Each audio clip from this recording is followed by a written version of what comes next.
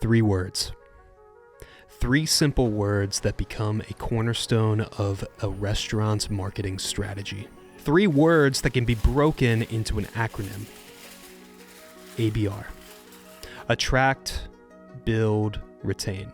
These simple words are centered into Matt Plapp's entire business structure. Attract attention to your restaurant through campaigns over social media and community involvement. Build a database of new, frequent, and lost customers. And finally, retain them by targeting specific ads to those customers, giving them a reason to eat at your restaurant every single week.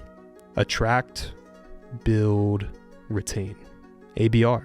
What if I told you these 3 letters will actually bring people into the restaurants with not 1, but 3 different methods? The second method would be always be recording. The recording process of your food or the events you host or a customer who comes in every day and orders their special version of a burger is vital. No matter who you are, no matter where you are, the restaurants surrounding you have personality. They have life. They have someone inside making the food, bartending, taking your order, living their life. Those people have a story to tell, and people in the restaurant want to hear that story. They want to connect to this place and love where they eat at. Food is an experience. The food tastes better when you know the story behind the place you're sitting in, behind the cook who crafted the best dish you've ever had, behind the owner smiling and waving at customers that come into their restaurant. When you record everything, you capture those exact stories, those beautiful moments that bring people together to celebrate with a bite of a perfectly made dish. The final meaning behind ABR that can help a restaurant thrive is America's Best Restaurants.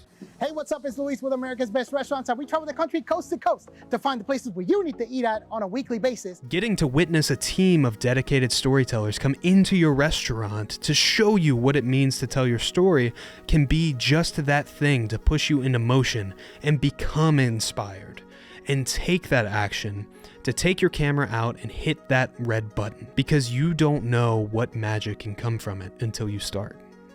Sometimes that episode isn't enough. Sometimes it's hard. There's a pressure when it comes to being behind that camera. There's a pressure to open up in front of the camera. Sometimes it can feel impossible to tell your story, but it's far from it. When you do what you love, it can begin to flood out of you.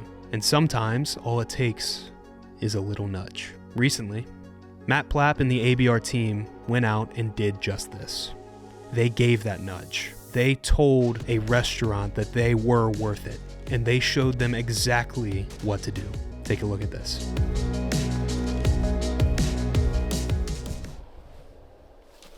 What's up? It's Matt. We got myself, we got Scott from Canada, we've got David from Philadelphia, and then we got 4 of us from here at the HQ in Florence, heading to Texas. We're gonna launch, first time ever, a client's campaign in person. And we're going to do something really awesome with all this cash. We're going to go live in the restaurant. We're going to talk about what it takes to get the money. You ready? Let's go.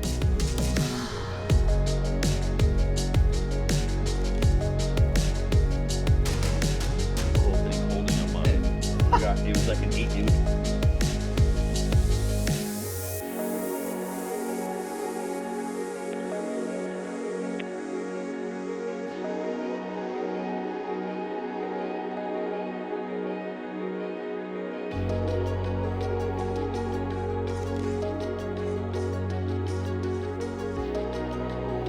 Go in.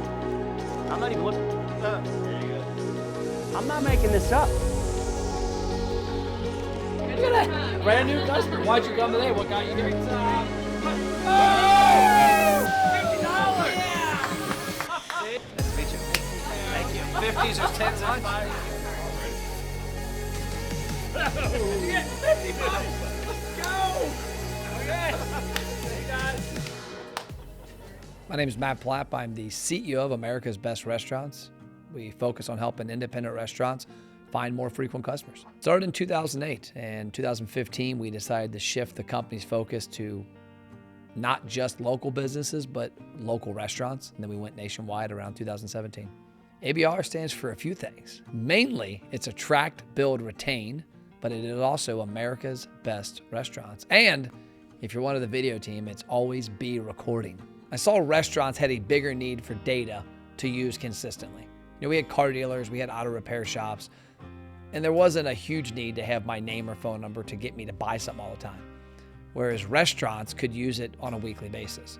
And so at that point, I fell in love with restaurants because I saw that I had a skill, me and my team had a skill of getting consumers to take an action, which was give us your information. And then now we have a client that can leverage that information long-term versus once every 3 years. I mean, our company was me and Ashley and a couple part-timers before I started getting on video with me, with my brand. Now we're sitting here 60 plus strong in a company that's going to be, it's poised to be a $100 million company in 5 years. That started by us taking massive action on this phone, on this device, and putting it out there on Facebook and Instagram. And it also took me swallowing my pride because there was times I walked into places that people gave me shit. Oh, there he is, Facebook Live. He's always on Facebook, always doing this. Now they're envious. I was doing it before people were doing it. Now they all realize you need to be doing it. But the biggest thing about video is you got to get over the fact that nobody really gives a shit about the stuff you think they do. They're listening to the words, they're watching your emotions, and you're doing something they more likely have never done. Most people have never gotten on camera. Most people have never gotten on a stage. Most people have never written a book or been involved in something of that nature. So when you do those things, you stand out a lot more amongst those people and you get better at it. You stand out even more. Backyard Grill was cool to see because I knew it was an operator that ran a very smooth restaurant.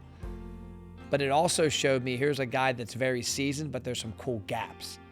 We were looking at Toast and understanding the people we could export from there that hadn't been in a restaurant in a while and restart that conversation. He had his beer club where he had all the plaques on the wall for how many beers you drank. And those people are cataloged, but not communicated with how I would communicate with them as a marketer. So for me, it was cool not only being on site, because if we wouldn't have went on site, I might not have ever found out about the beer club. I wouldn't have been able to say, hey, what are these plaques all over the wall? And so getting to talk to Mark and his team, but more importantly, seeing that they listened. Because sometimes you can have an idea, but it's not the idea, it's the person that's giving it or the person that's receiving it. And if they're not up to getting the input, who gives a shit? In this case, they were wide open and all ears and said, hey, what do you see within the building, within our marketing, within what we're doing operationally that can be leveraged and taken to a new level?